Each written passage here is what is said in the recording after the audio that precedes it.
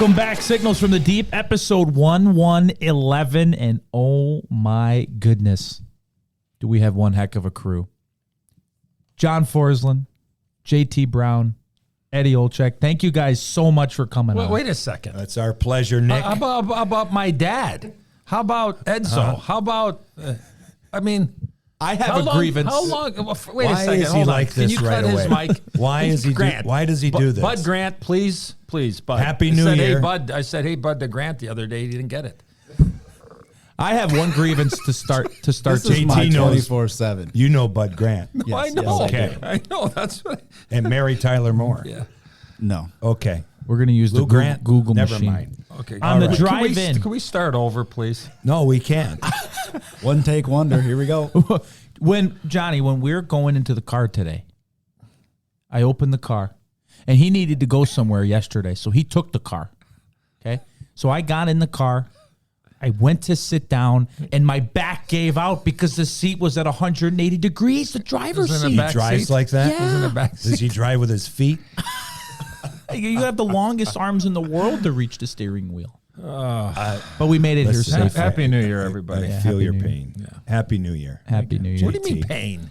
What pain? Pain. I took a couple of Tylenol Excruciating before I pain. saw you this morning. I'm just letting everybody know right now. JT, Happy New Year, buddy. Happy New Year to you as well.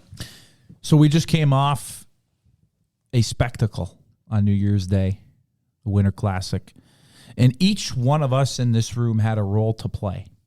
So I want to go around the table, and I want each of you to describe what the day was like, what your role was, and what were your overall thoughts on just the spectacle. We're going to get into the game, but just being there at T-Mobile Park, watching the Kraken and the Vegas Golden Knights.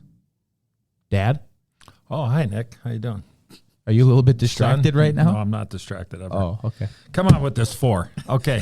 Well, I was lucky enough to be a part of the TV broadcast on TNT, and I've done a few of these. I've done a few of these games over the history of the Winter Classic, and being able to celebrate the greatest game in the world, and the presentation and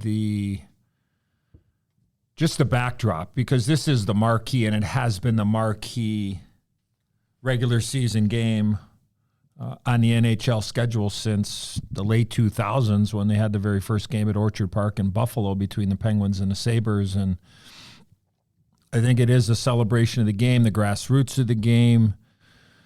And anytime that you can get 47,000 plus in a building, 100,000 plus as they did at the Big House when the Red Wings took on the Maple Leafs a bunch of years ago, that's great for the game. It's great for the business of the game.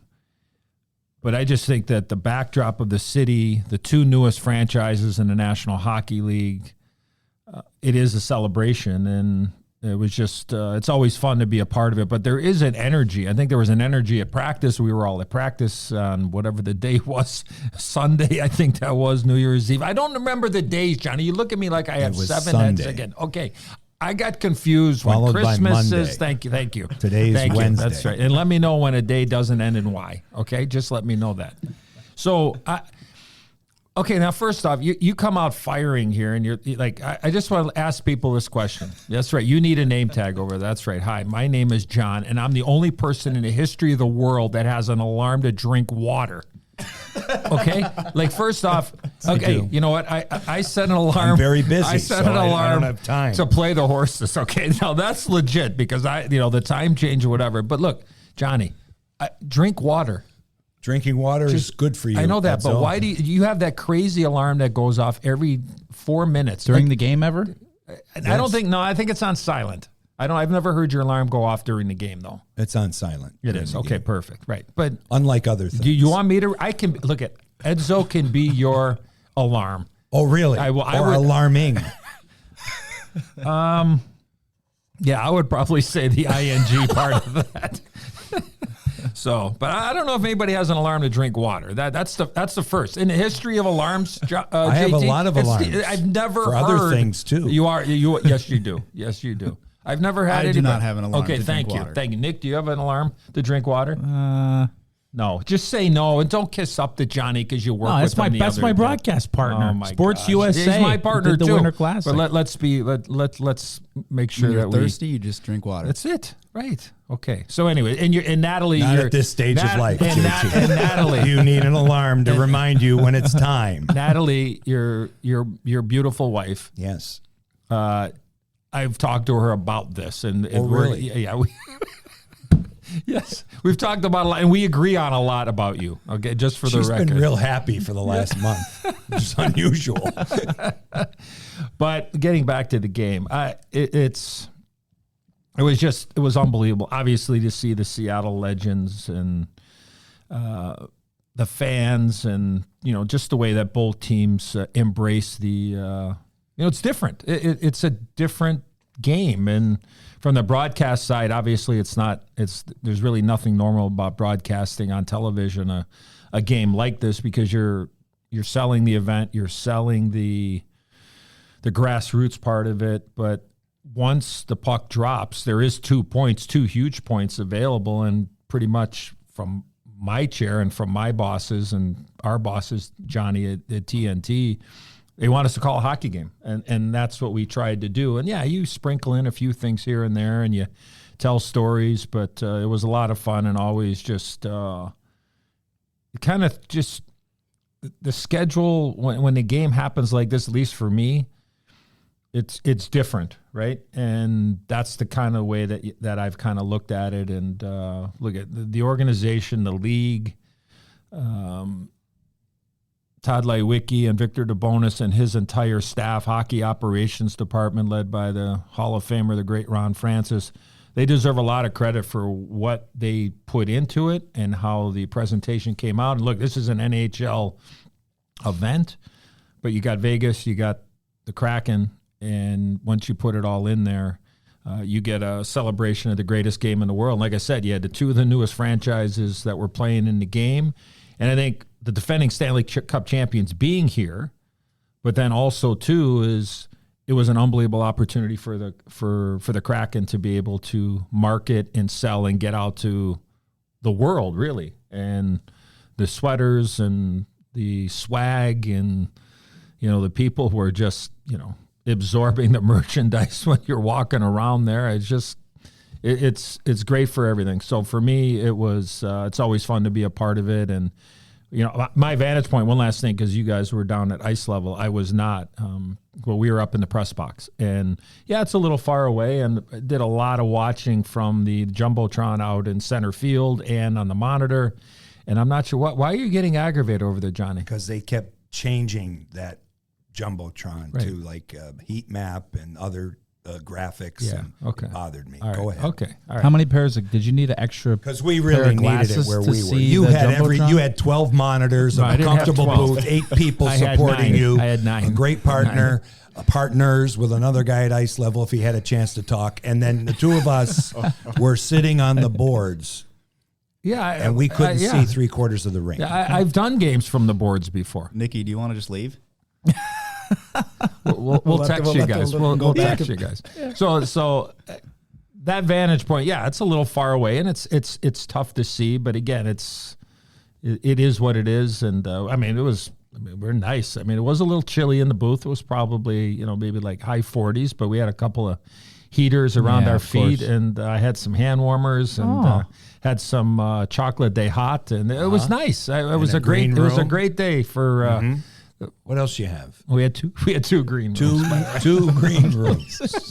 So that was my day in a nutshell. Yeah. So JT, who were you there with? Where were you at? Just take us through the Winter Classic for you. Oh, slightly different.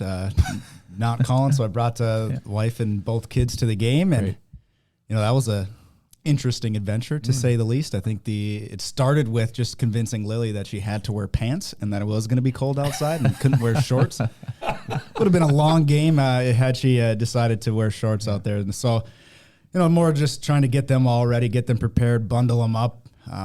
But once we got to the game, I thought it was fun. I mean, obviously getting there, it was a little bit of a spectacle. The kids love seeing Bowie. Yeah. I spent a lot of time standing in lines, whether that was to get chicken fingers, pizza. What else did we get? Dippin' Dots, popcorn, Sprite, Sour Patch Kids. Yeah, should have just gone up to the TNT booth. Oh, they probably had it all ready there for it, for free. We didn't have it all, but and we could have got you some forks for the ice cream. Some forks. Yeah. Well, we had to do whatever we could to keep the kids happy. And hopefully they didn't see Bowie getting beaten up by Biz. No, they did not see. Okay, they good. didn't see that. They saw Bowie throwing T-shirts in the stands. They were loving that part. Obviously, the cheering, "Let's go Kraken!" They got really involved in that. They loved the Joey chants, which was actually, I mean, we've seen that at CPA, but to kind of hear that at T-Mobile with 40, well, I guess it wasn't all 47,000, but majority of everybody there, yelling Joey's name every time he walked down the tunnel. So I thought that was pretty interesting. But fun thing was, I missed the entire intro because I was in line. So I saw all of that. I saw it the all flyover and everything. I saw it all. Nobody on saw Twitter. the coverage on TNT on the monitors in the You missed the anthem. area. I was in line. All of that. I was in line. No. The kids were not hungry. And then when I get a text that said they need chicken fingers, so then I had to go to the chicken finger line. You're a good husband and father, JT. He's great. Missed the entire thing. I came back just in time for puck drop. That's why I remember I text you. Yeah. I was in line and I was like, "What time is the official puck drop?" I didn't get a text back, by the way. I'm either. sorry. I was was busy. working. I was talking to Johnny. I wanted to give him my He full wanted attention. a text, and I said, "Who are you texting me?" It's a little bit different Yeah, experience, but obviously once we got to sitting down and watching the game. Where were you sitting? So 124, so it was a little. So off where to the were right. you? Like so first base side. Okay. So the Kraken zone, where we defended twice, right? Yep. And then like towards the very top, like tops, it was the second row. Okay. So it was high enough up that you could still see the game. For the 100, but in case it did rain, we were covered. Sure. That little. What was it? Thankfully, the game wasn't yesterday, right? Oh my Considering we're taping this on what is today? Wednesday? Today's Wednesday. Sorry, okay. Yesterday was Wednesday, Tuesday. January Thanks, John. 3rd. The day before was Thanks, Monday. John. Thanks. Okay. 3 Check days. your alarm. You need to drink some water. 3 days into the new year. That's the only interesting part was I think I spent half the time trying to keep the kids all wrangled in, and thankfully we brought their Nintendo Switches too because about I don't know, maybe after the first period, I'm bored. I want this, and I'm like, all right, well here you go, here's your game. So then we could still watch, and I just think it was definitely a fun game to watch and to be able to see their performance. Which, like Nikki, you said, we'll get into that, but just looking around T-Mobile and being able to be there the day before for the practice and get close to the ice and kind of that was probably I did more of looking then than I did when I was there because obviously you got to watch for the 5 and the 6-year-olds. So I think it was just an awesome experience to kind of get down there, get on ice level, to be a part of that, see them practicing up close, and then when the game came, I mean. Obviously, it was just fun to watch the game, and it's a little bit different. You still always have your analyst hat on, even though you're not working. But at the same time, it's kind of fun to just sit back and enjoy the game from a more of a fan perspective. And it seemed like you had a great vantage point, too. It's kind of one of those where, like, you'd think for hockey games you want to be closer, but there, with the way that the rink is orientated and the seats being a little bit back, I mean, you had a pretty good view. How about the noise level? Like we had the headset, Johnny and I doing radio, we had the headset on. Like, did it get really loud in your area where you were? Yeah, it was loud. Yeah. And the one thing I would say too, that was we left right after, the 0-0s in the third period and wanted to get out of there because the kids and making sure we didn't spend too much time in traffic. But as we were walking back, I believe it was during the time when Joey walked on the set. Right. And we were outside of the building and could still hear the Joey chants, from him going on. I think he was talking to Biz. And he was on the desk for TNT. Yeah, he was the MVP of the game. Yeah, I mean, from outside, we're still walking to the parking garage, and we hear Joey. Like it was, so it was pretty cool, even just being that far away and still being able to hear. But inside, it was pretty nuts. It was loud up in the press box area. I'll tell you that. I mean. Had the headset on, it you could really. I think we picked it up pretty well on the broadcast, but and a couple of times, I kind of just took off one of the earmuffs, and it got pretty loud. Yeah. It got pretty loud in there, so that's got to be an unbelievable feeling. It's a different feeling just because of the open roof, and usually you're in a building with 20,000. Now all of a sudden it's doubled and plus 74 or 7,500. it was place was rocking there. It was a great atmosphere from the press box area. And a huge credit to all the fans that came out. Kraken fans, Golden Knight fans, hockey fans. Yeah, right. All over the world. Couldn't have been a better day. Johnny, how about for you? You got to work with an Olczyk that you love. And how was surrounded by Olczyks that day. Clowns to the left of me, Olczyks to the right. Olczyks everywhere. Stuck in the middle with you, Johnny. Worked with a great Olczyk. Thank you, Johnny. During the broadcast, who did a very nice job. Excellent. So here's my thing. Being on the boards, I'm not going to talk about the broadcast because this game was different for me in the sense, and I know you've done games in Chicago, but this was, the team that you cover, and you're basically in your home away from home, right? You're at your new home, your new locale. So for me, it was really cool the way the league brought the culture of the city at the forefront of this event.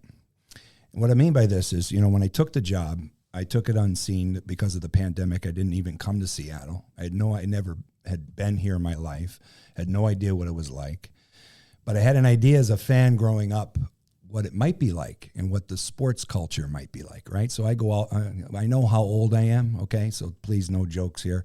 But I do go back to really vivid memories of Jack Sikma and Lenny Wilkins and those great late 70s Supersonics teams and how great they were and how loud the old building was, and then when they played in the Kingdome, what that was like, right?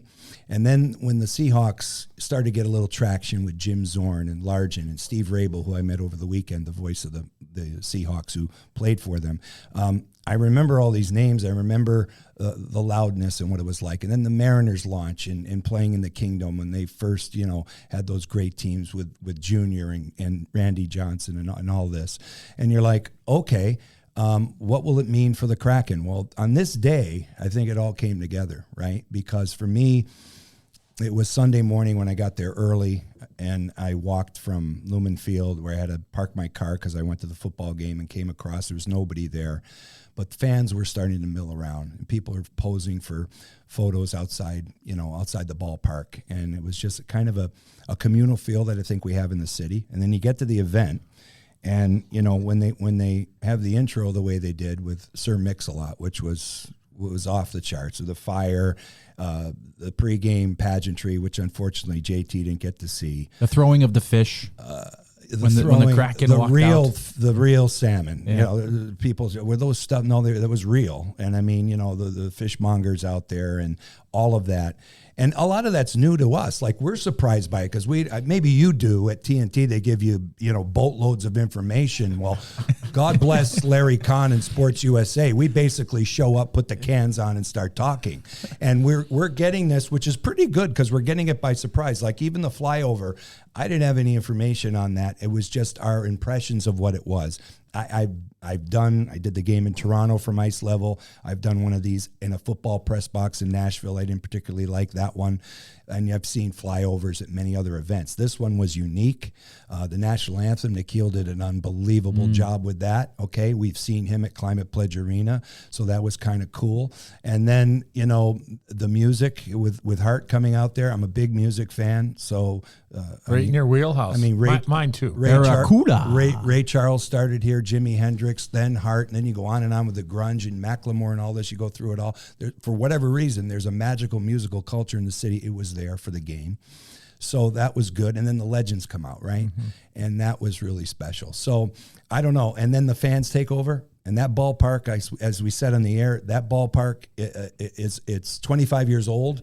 It still has a lot of newness to it, but it still has an old look.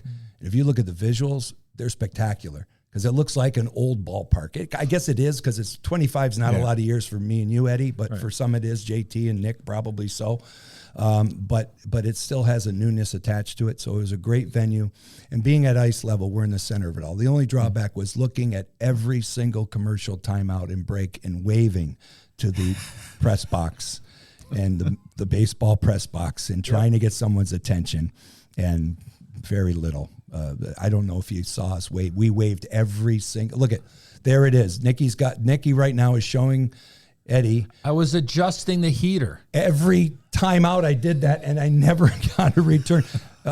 No, you know what? I did see the one time, and I waved, and then of course Johnny. I mean, my son, of course, he respectfully waves. Kind of like the Queen, not the Queen here, but the Queen. The late Queen, and then I get Johnny kind of giving the hand, and he's like whacking like a whack-a-mole. Like he takes his hand and looks at me, and once we make eye contact from about 800 yards, he takes his hand, he just kind of swats it. Like, okay, I've had enough. Like, I mean, that bothered me. I think it was a sincere wave from ice level. It was not. It was every insincere. single time. It was out, right? insincere. Every single time out, I turned around and gave it away. True.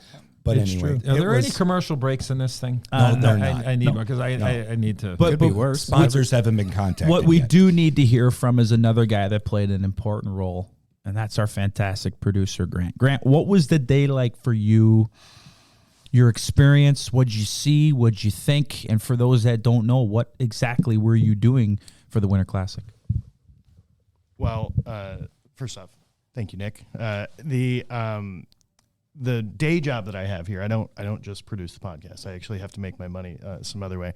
I'm one of the IT staff here for the team. So when it comes to game day support, we're there to make sure folks like our social media staff, our PR staff, our basically anybody that has a function for the team at a game is supported from a technology level. For the team itself, hockey operations, you have the great Tim Ohashi, Brady Morgan, who are doing video replay and constantly, looking at monitors and are tagging videos throughout the game. We need to have somebody there just in case something goes wrong, so that we can get them back up and running as quickly as possible. So for the game, for us, it's one of those things where we hurry up and wait. We are there just in case something goes wrong. And it's really great when nothing goes wrong. And 99% of the time that happens. So for us, I had a couple other folks on my team. LJ and Evan were there with us as well. They were up on the press box to make sure, everybody up there was taken care of. But I was in the locker room and really just kind of seeing the sights from there, trying to stay out of the way so that everybody could get ready for the game. During the game, I was in the dugout and watching from there. And that is... You guys talk about your view from the ice level. Well, take that, 200 feet back, if you will.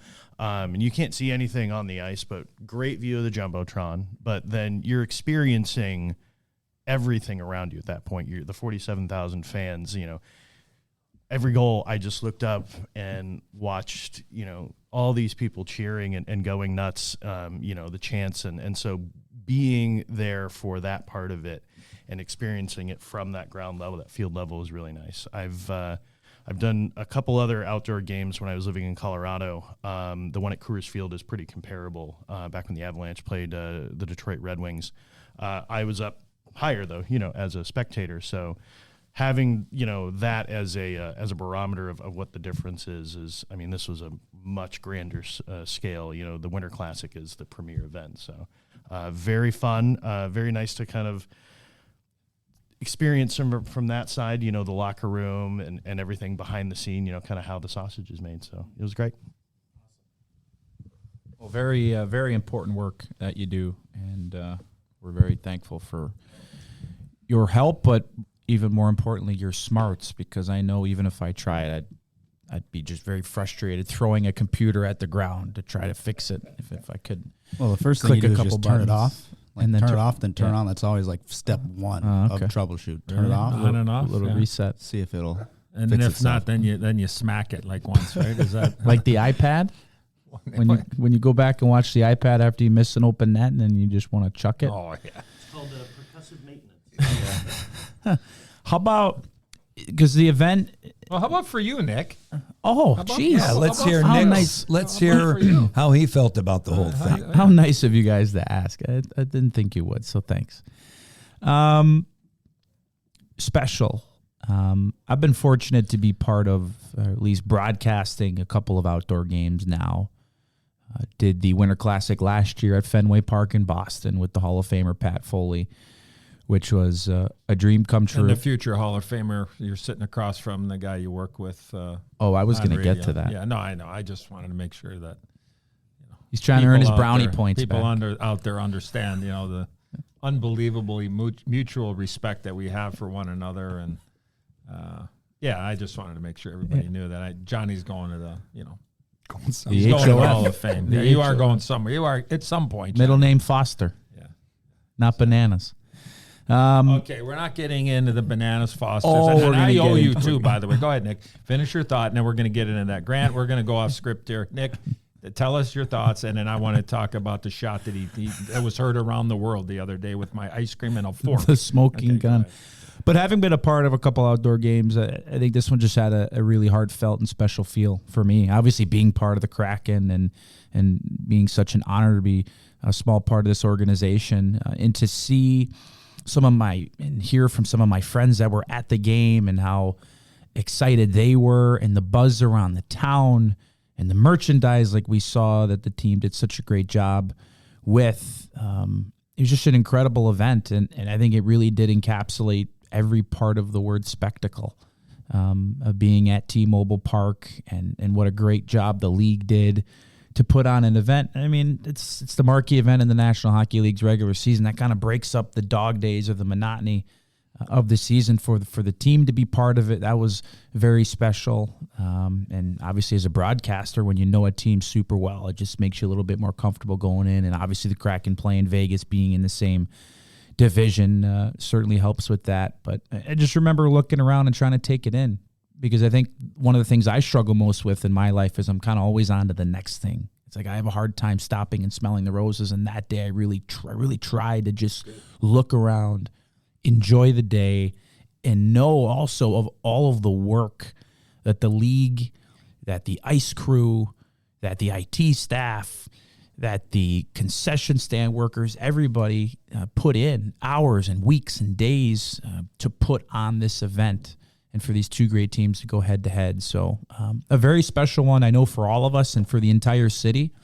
But whether you were there, whether you watched from the comfort of your couch with the fireplace on, this will be a day that Kraken fans all around the world will always remember, from the pictures to who they were there with and where they were when they were watching. So just an incredible day for me, and I think the league did just a phenomenal job, and yet another example that Seattle is indeed a hockey town. Mm-hmm. Okay, so what dessert? All right, what? okay, take a breath. Okay, so like, look, full disclosure, Who's the host of this? Well, okay. Nikki's the host, and he needs to take a breath. All right, just and I'm his Farger, and I'm telling him Faja. to Austin Farger. Faja. Okay. Who is your Faja? Who's your Faja? Those are the best movies. Johnny can't even keep it together over there. All right, so look at everybody knows, like, Johnny and I, we love each other. But there is tension. There is tension for every relationship. That's right. But I think it's like I said, mutual respect. But the shot you took the other day when you talked about the ice cream, and then you mentioned a fork right after that. I've never seen anybody. And then you have this. You mimic how I attack my ice cream in front of millions of people. Like, first off, I don't eat ice cream with a fork. Have I ever? Yes, 100%.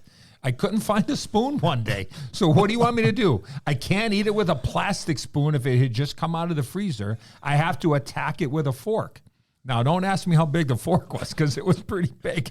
So, but you sent out a flare that I eat ice cream with a fork, and I thought that was low. I thought that was like that was a low blow and a half. Whatever, I'm just telling you right now. Utensil remains after you're done with this display, which is second to none. To watch you enjoy, there are people that eat obviously for the, and we don't set reasons. an alarm for that. Okay, but I'm just letting you. You enjoy the know. Experience better than most. He loves ice cream. He loves everything about it just as much as anything. He loves the entire meal from start to finish. He loves perusing the menu. He loves asking questions, the wait staff. He enjoys the endless appetizers that appear. He enjoys the camaraderie, I hope, the conversation that's attached to it that usually he controls. Can you give us the? He enjoys a lot of, and I will say this seriously, he's the most generous guy in the world because it's a battle for the bill, and you always lose. Even maybe when I'm not going to go into that one, but anyway, by the time you get to dessert, there's one utensil left. And it's not the knife. And all you asked for wasn't another spoon. You asked the wait person for extra. Okay, extra. Bananas Foster, JT. We went Grant? to El Gaucho in Bellevue. We did, where we always have a great meal. We do. Fantastic. Fantastic. Katie right? Alpa. Thank you so And much. some Takes care of us. NHL people were with us. Yeah, Woj and Sammy came with us. And we had a great night arguing. It was wonderful. Yeah, it was we had a little room, and we could needed argue. our own room. Yeah, we soundproof. could argue about a lot of things. And so anyway, Bananas Foster is ordered. Yeah. Right? It was great. Unbelievable. The table side. They Watch your prepared hair. right there. And all I said, the last time we were there, the scoopage wasn't enough-age. The scoopage wasn't enough-age. I mean, Scoopage JT, wasn't. come Let's on. listen to that for a minute. You've been out with us for Let's dinner and listen to stuff, what right? he Like just said. if I need extra, I got to ask for it, right? What's the big No, deal? because Nothing wrong with that. Right? No, there's nothing wrong with adding an extra scoop of ice cream. I like ice cream too. Yeah. the first time they brought the Bananas Foster at this restaurant, they put the cart right behind me, and my hair caught on fire. Too much hairspray. Too much hairspray. Too much product. Hair don't move. Anyway, this time he looks and says, "Is there anything else you need?" And he looks and says, "Extra. Extra ice cream, please." So they wheeled over a cart with ice cream, lots of it. And that's what happened. And you were smiling and happy, and that's the bottom line. But then because we're ringing in the new year together, it was beautiful. But Yes. you do this, and again, unfortunately, we don't have any viz for this or video. We say in the business, you do something with your arms and you're hugging your thing and then you hunch your back. You surround your meal like a nose tackle over the center. That's what you do. Really? Yeah, and if people don't follow football, I'll come up with another analogy, but people might get that, like the nose tackle surrounds without infringing in the neutral zone. Are you talking like the love shove or the tush push, or what are we talking about here? What are we talking about? We'll get to the here? tush push later.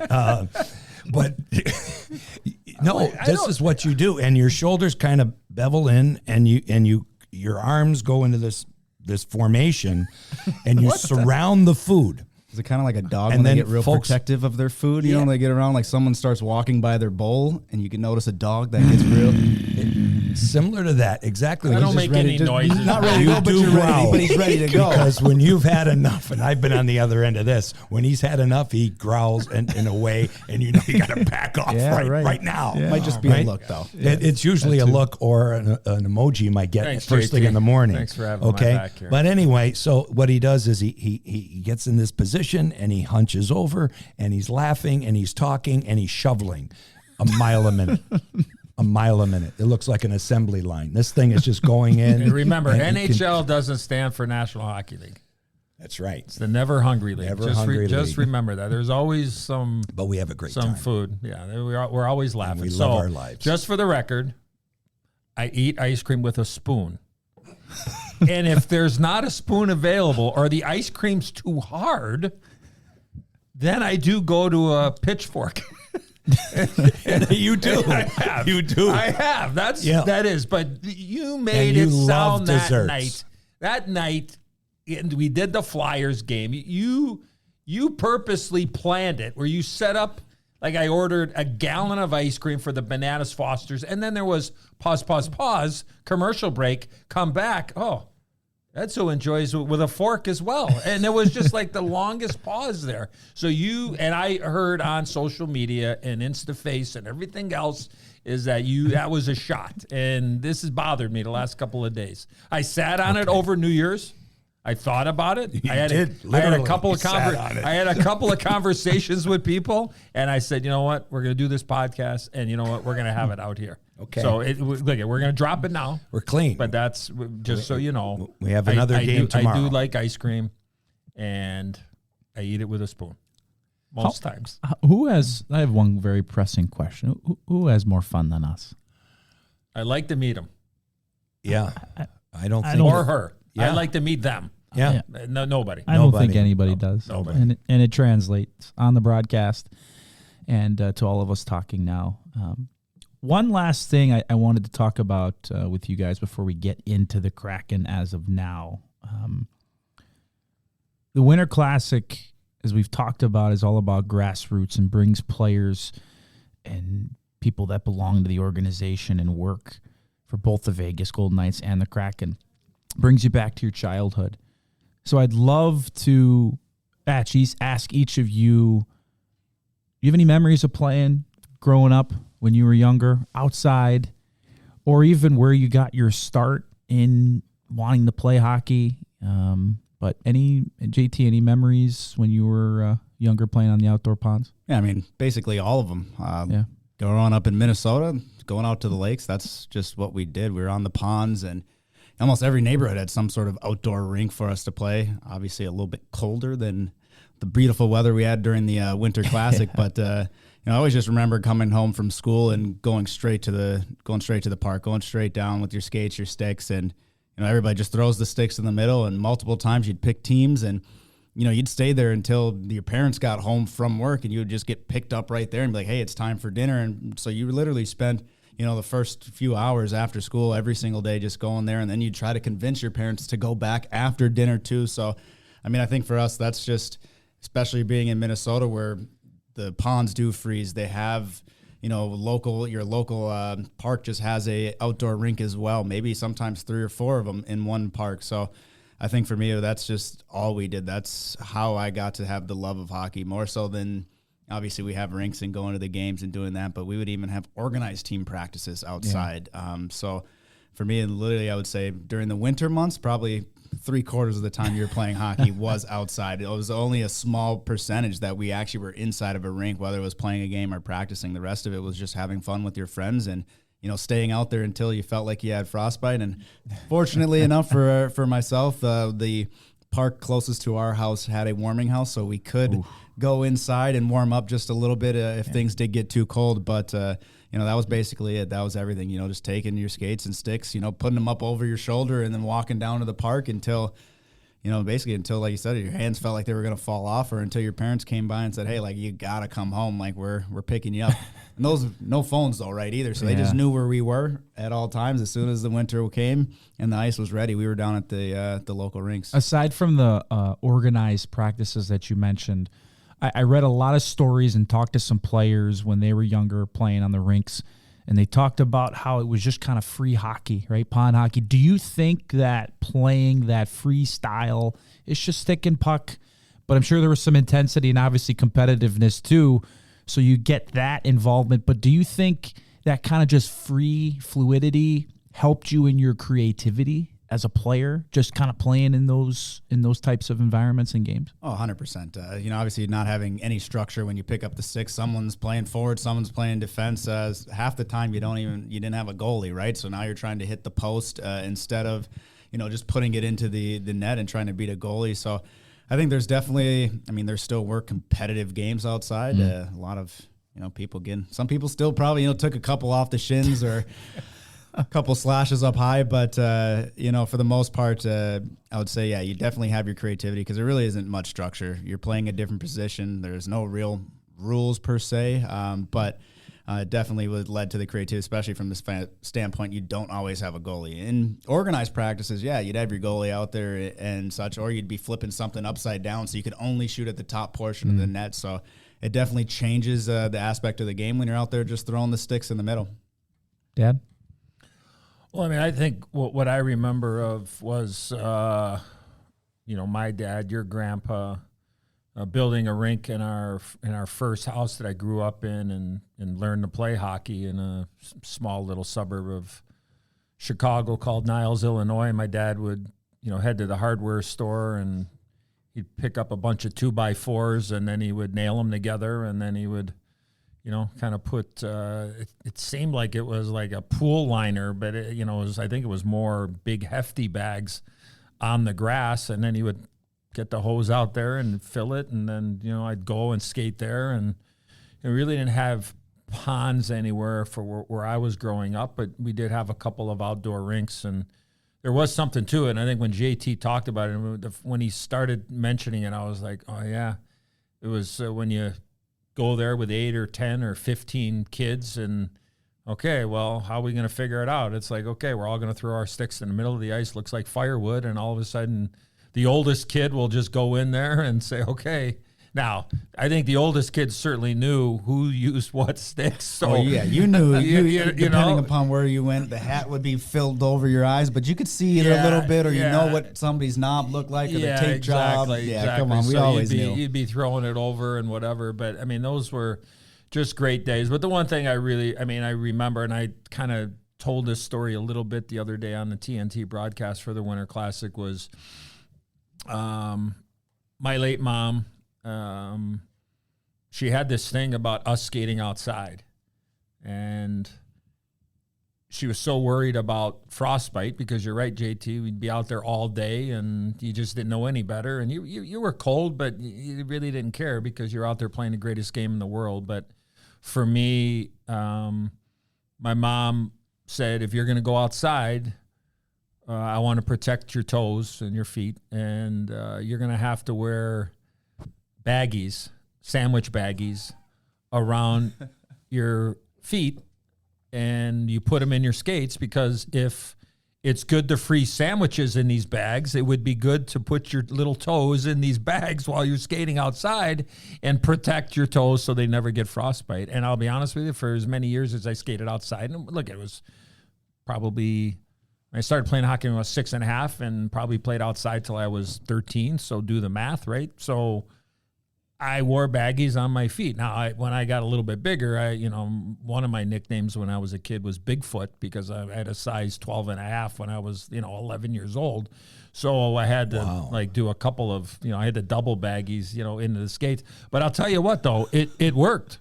It worked. No frostbite, and it was a good thing. So if there are any young hockey players out there, hockey moms, hockey dads, if their children are going out and skating, or if somebody's listening to us in Minnesota or Chicago or in Winnipeg, where I spent a bunch of years of my NHL career, and it does get a little chill will there in the peg, you know what? If your child's going outside, don't be afraid to, put not a Ziploc bag, not a Ziploc. You're not zipping. Just get a sandwich, like one of the, the sandwich baggies that you can freeze.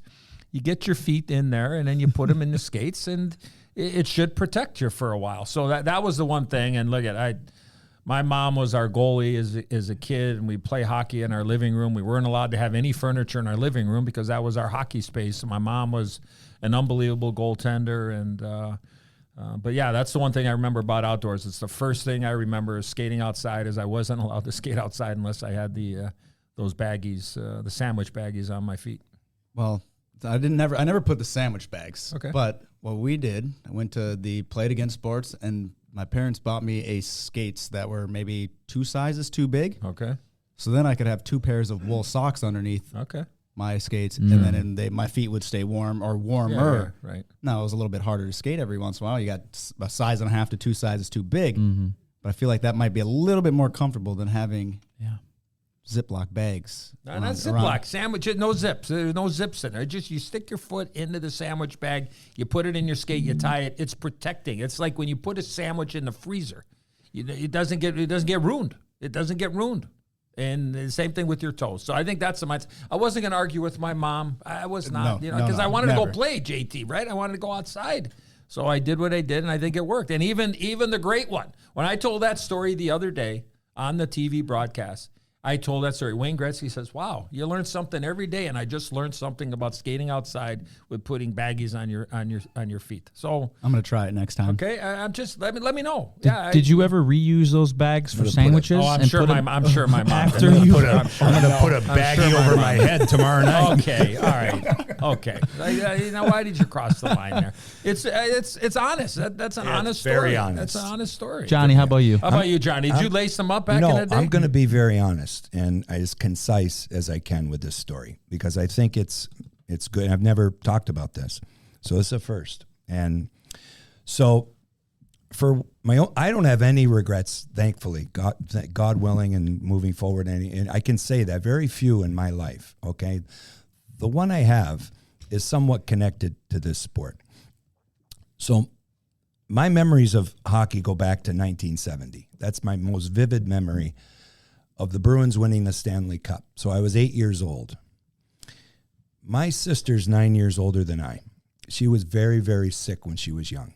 She had rheumatic fever. She had some, they didn't think she was going to be able to walk. She had some birth problems. Anyway, my parents, she was bedridden for about 5 years. Then I came along. For whatever reason, you talk about overprotective. As I look back at it now, I was kind of in a shell from till I was about 8 years old. I grew up in Western Massachusetts, and the rinks didn't start to be built until the Bruins won their first Stanley Cup. The town rinks went up. If you look at some of the players that have played from that area, Bill Guerin being one of those, it's about 5 years after, a little bit younger than I am. Paul Fenton played, grew up in that area. He's about a little bit older than me. But anyway, there was very few opportunities. So I never had an opportunity to play. And that's really the only regret I have. Now, my dad was an excellent skater for whatever reason. He would go out and play, and I watched him play, and I never got it. But I never really asked for anything with regard to hockey, and I played a ton of baseball, basketball, a little bit of football. When you're in a room with pro athletes, your athletic career really doesn't matter because they played at the highest level. But anyway, I love sports. But my memories went to hockey when the Bruins won because of the broadcast I heard. So that's when I started to have an interest in the sport and a love for the sport. And even though I played other sports, and was decent at a couple of them, I loved hockey for whatever reason. And it was my mom who encouraged me to do what I do. It was my dad who was my first color analyst. And I started at age 8 going into a cassette recorder doing what I do. And that's when I decided to do it. It had nothing to do with playing. And I got frustrated because I wanted to. And when I was around 12, I tried. But kids were already ahead of me. And so because of that, I gave up on it. And never told this story. But why do you have a love for hockey the way I do? I think it has a lot to do with everything that happened to me. So it became my passion. It was my friends that encouraged me through high school you got to do this someday. I didn't go to college for it. My friends in college encouraged me to go for it. I got some really good advice, and it happened for me, right? But that's where I started to read about the game, learn about the game when I was 12 years old. My mom, I wasn't a good reader. My mom said, read books about hockey. Will you please read something? So if it wasn't for her telling me to do this and my dad encouraging me to do something you love, I probably wouldn't be doing what I'm doing today. So it has nothing to do with being on the pond, but it has everything to do with being on the pond, if you understand.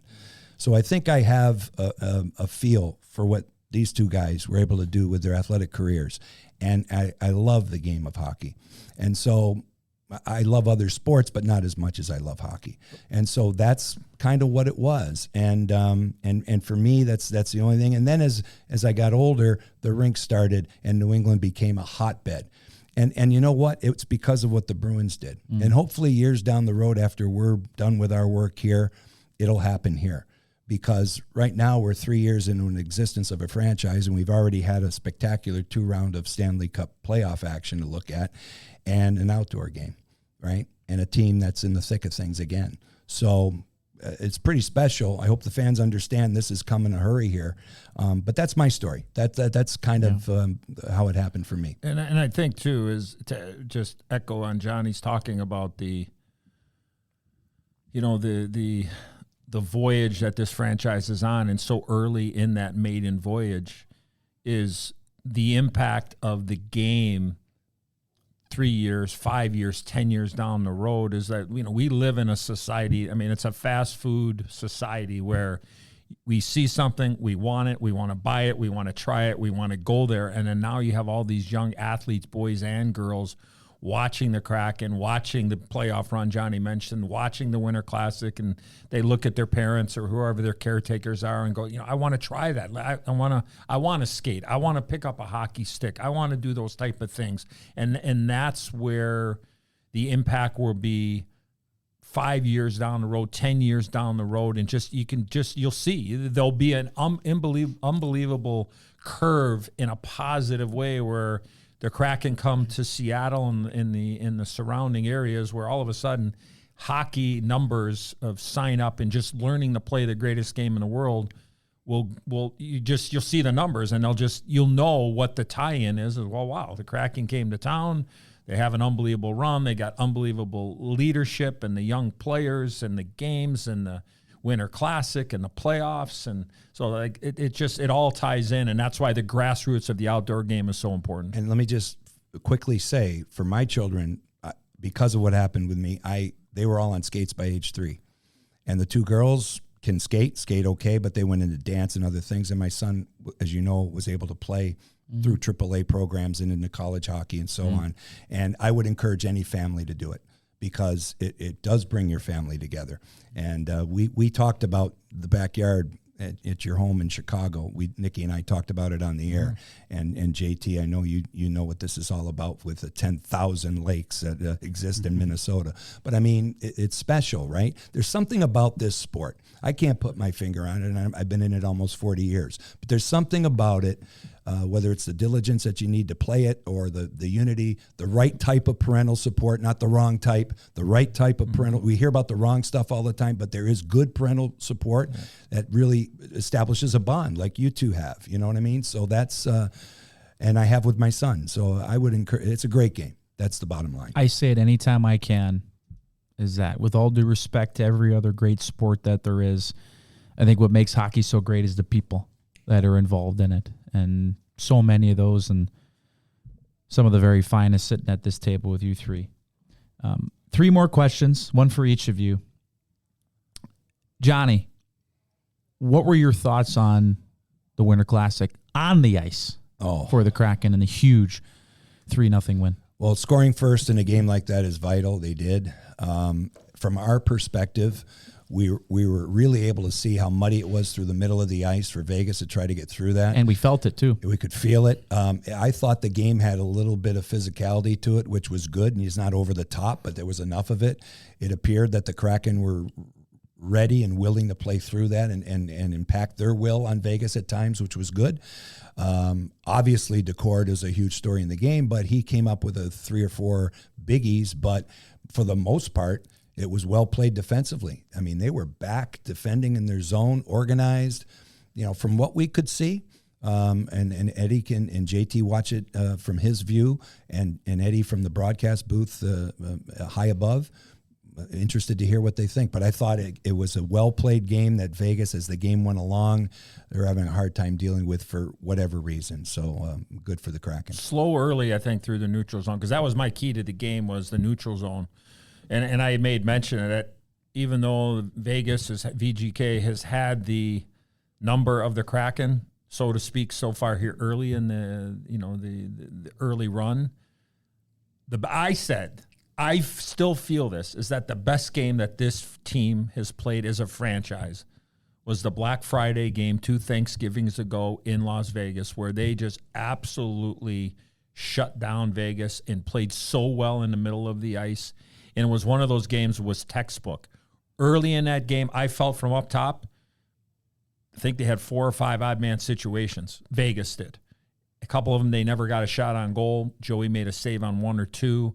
Once they cleaned that up, the chances that Vegas got were pretty much from the blue line in. And you play against really good teams. And that's one thing Vegas, I don't think, got enough credit for. We tried to emphasize that last year because we had the Stanley Cup final on TNT last year, is that Vegas can check.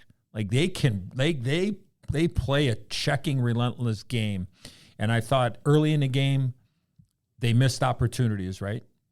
And the Kraken, Johnny made the perfect point. They got their early goal by Ellie in front of the net, simple play, all by himself, little redirect, Unner got it in, and all of a sudden they're off and running, if I can use a line from Johnny. So I think, I don't want to say they dodged the slow start through the middle of the ice, and usually Vegas takes advantage of that because they're highly skilled. So that's what I saw.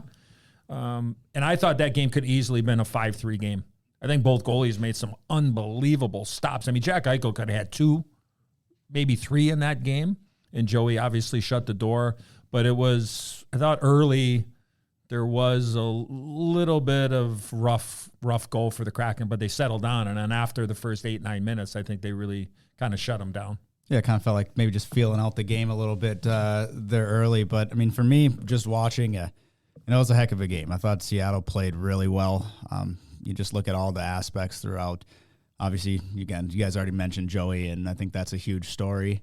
First ever shutout in the Winter Classic. I mean, to be able to do that and some of the saves he made, pretty spectacular, right? But I think the bigger part is for the team as a whole didn't let what was the spectacle and for the fans and how great of a event this was distract them from the fact that there are 2 points on the line, right? And yeah, they did give up a couple of chances, but when they settled into their game, I mean, Seattle's a hard team to beat, but when they get to their own checking game, like you said, clog up the middle, don't give teams too many opportunities. I mean, it's really fun to watch.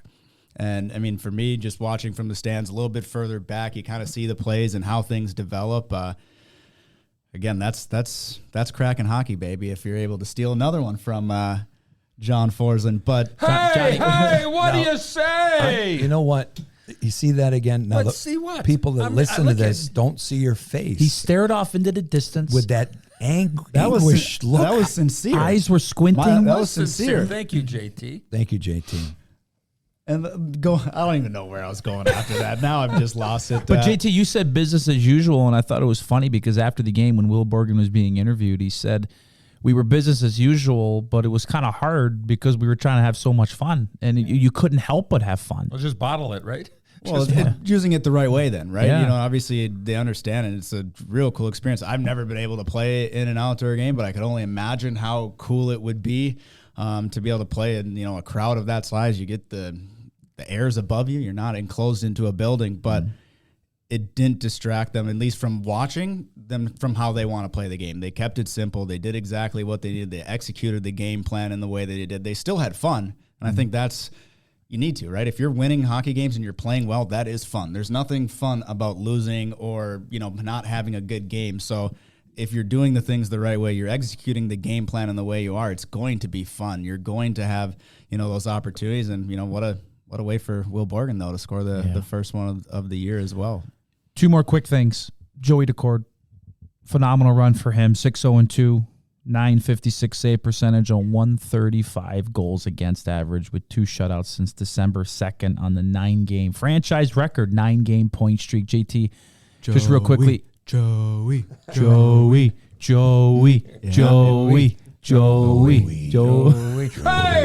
what do you say? That's Kraken hockey, baby. Lily loved that. Lily was chanting Joey. Like, why are they saying Joey? I'm like, well, Joey's the goalie. He's doing good. They want to chant his name. And so then she started going after Joey. Okay, yeah. But, sorry. I mean, what a story, Back to right? your question. 2015, 7th-round draft pick. He had 1 scholarship offer when he went to college, went to Arizona State. Played well there, started in the American Hockey League, went to the ECHL, and now, because of the injury to Philip Grubauer, is getting this great run. And the goaltending, I think we can all agree, has been outstanding. It's been very good all year long. We talked about it in a little while. I don't mean to jump in, but the goaltending, the team, look at where the team is. Look at they're within an arm's reach right now of a wild card, right? And look at, you got some teams struggling above now in a division. So look at, they're going to come back down to earth a little bit.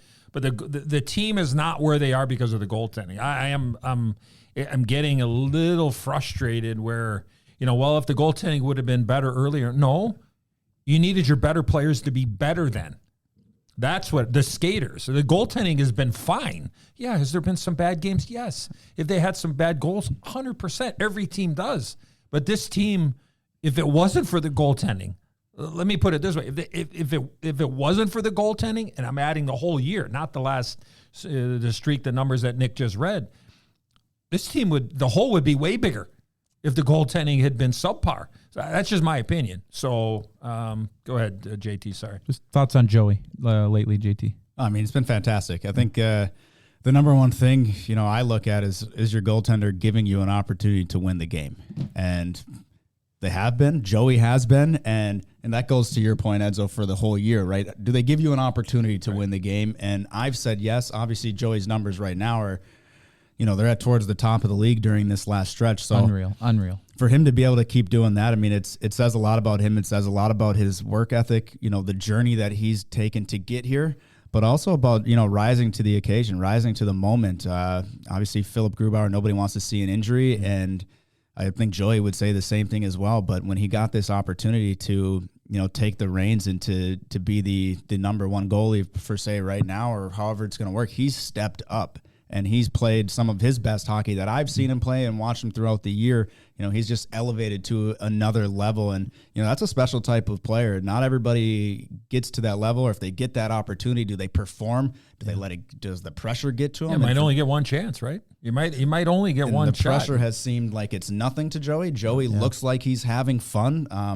Obviously I watched the interview afterwards too at the TNT desk. I mean, he's an awesome guy. Confident. I mean, yeah, one of the nicest people in the world too. So you couldn't be happier for somebody like that to be able to be doing what he's doing. And Dreeks came in. Yeah, right. I was going to say that. Calgary. One last thing, just on the goaltender is Chris Drieger had not played an NHL game in 18, 19 months, whatever it was, Johnny, right? That's right. And to be put in that situation, the first game coming out of the Christmas break, I mentioned this on the TV broadcast the other day. Good for him. It's a tough spot. And a lot of teams put their backup goaltender in that spot because you've been off for 3 days. There's no practice. You get the shooter on in the morning. And look at, good for Dreeks, because look at the injury and not being in the NHL the last little while and stuff. And he's, like you said, come in. When your number's called, you got to do the job. And he did the job. That's a huge win, right? It continued the streak that the team was on, and it gave Joey a couple of days to practice or whatever and get ready for the Flyers. And then here we are now, and he wins in the Winter Classic. So tip of the hockey helmet to Dreeks for the job that he did in Calgary. I would think, without looking at some of the fancy numbers, that Drieger's game was more of a steal than some of Joey's brilliant performances, right? To be fair, Joey has done his job exceptionally well, right? Which is, as these guys have pointed out, a goalie needs to do. So you always connect the dots before you get to the goalie. And to be fair about this entire season, look what's changed here. They're scoring first now more than usual. That wasn't happening at the beginning of the year. They're always getting scored on. They have to be better at home in the second half to make the playoffs. It looks like it's starting to come around. That's good. And in the middle of it all is the goalie performance, which has been very, very strong, which is good. But it hasn't been, I hope I'm on the mark here, over the top. I don't think it's all on the goalie all the time. Right. It's just make the big save. That's hockey. When a goalie, look at Brodeur's fantastic career.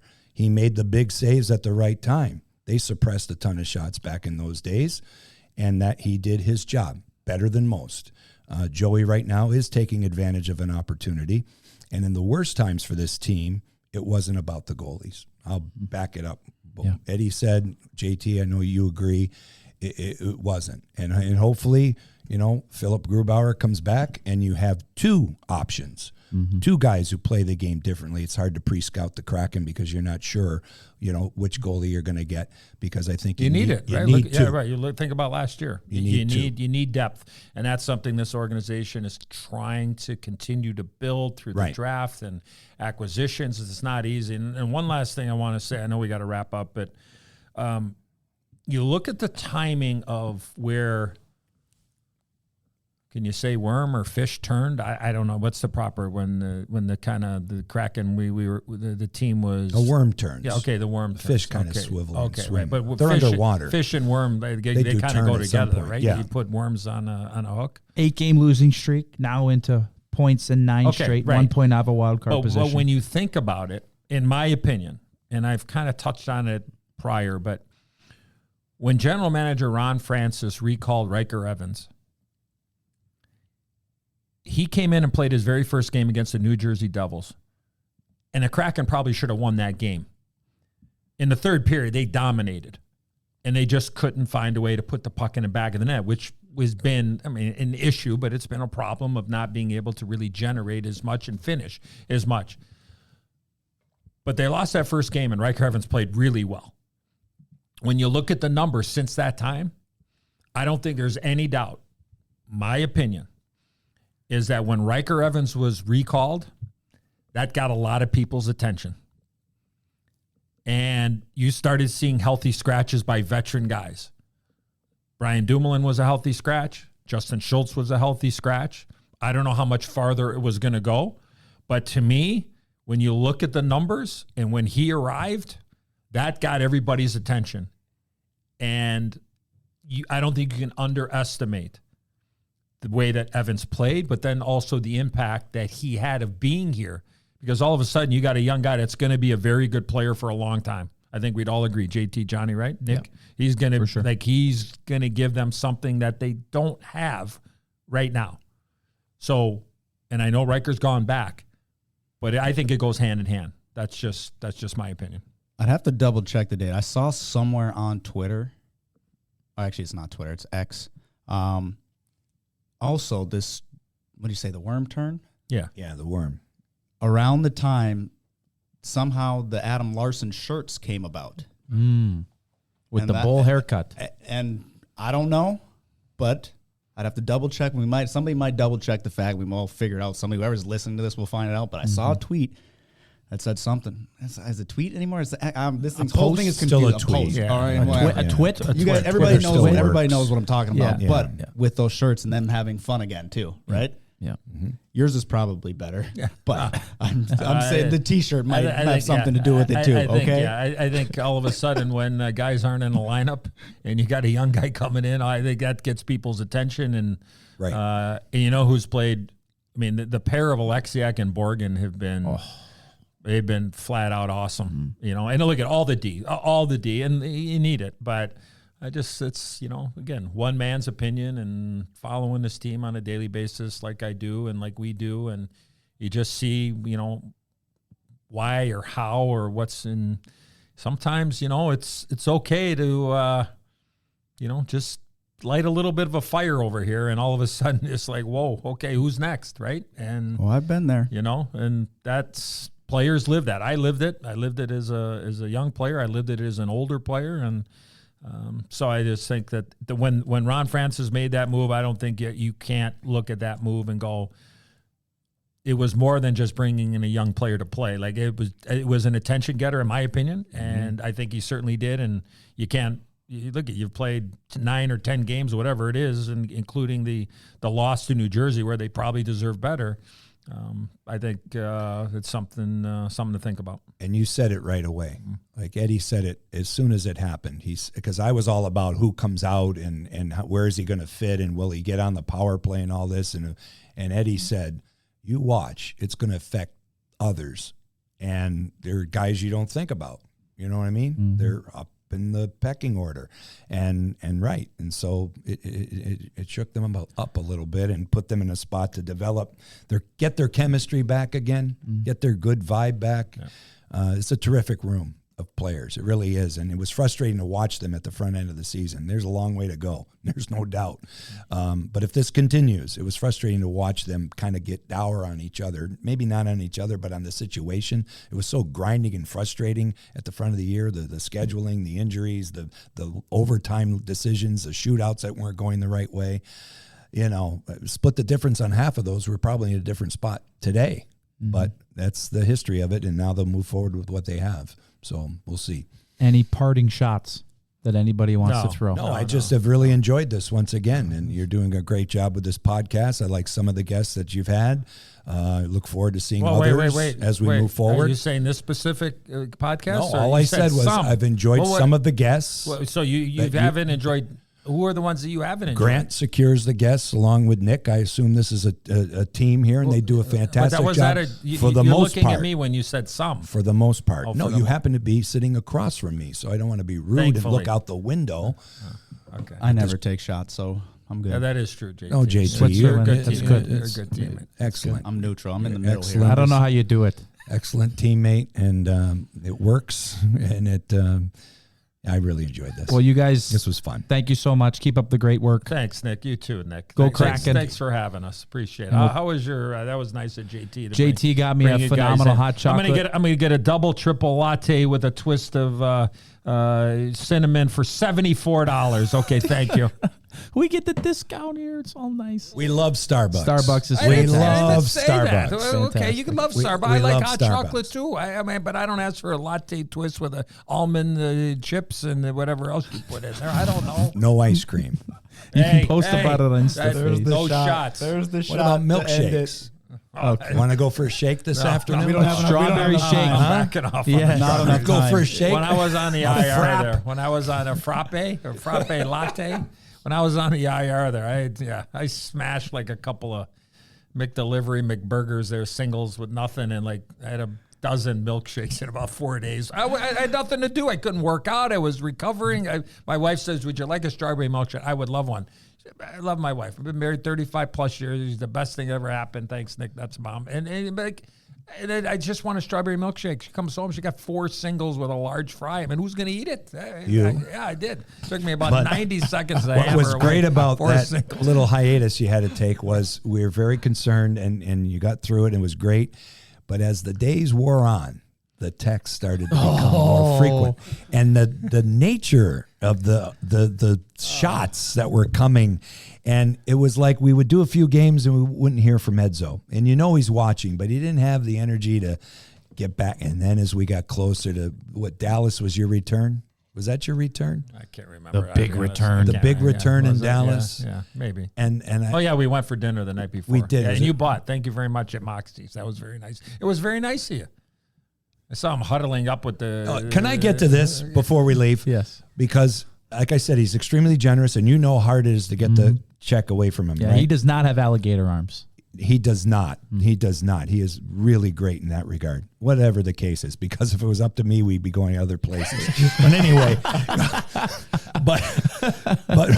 but we go out, and I wanted to get it, and so I tried to get to the host early and say, please, here's my card, and he watches. And as soon as I sit down, he says, what are you doing over there with the maitre d'? What are you doing? I said, I was just saying hello. No, you're not. What do you think you're doing? Ruin the whole thing. Oh, no. What do you mean ruined? No, ruin the whole thing. And I just sat there, and these was guys very had a nice, nice yeah. meal. Oh, we and did. It was I had some bread, and we had a nice night. That's when I got the. That's when I got the mocha pie. Oh, The Billy- JT, how big was it? Okay, it was like a shoebox. Was that It looked like Mount Rainier. It was this big Mount St. Helens. Did it come Mount with ice Hood. cream? Did it come with It ice was cream? ice. No, it was an ice cream like mocha pie. It was, Mocha, it was, mocha. yeah, It was taller than a grande coffee from Starbucks. How many layers? And then we shared. We sent some over to the general manager. Did we not? Remember? Yes. Well, we didn't. Yeah, we did. Yeah, You did. Yeah, we did. It wasn't my. I had no part of and this. Ronnie hadn't eaten dinner yet.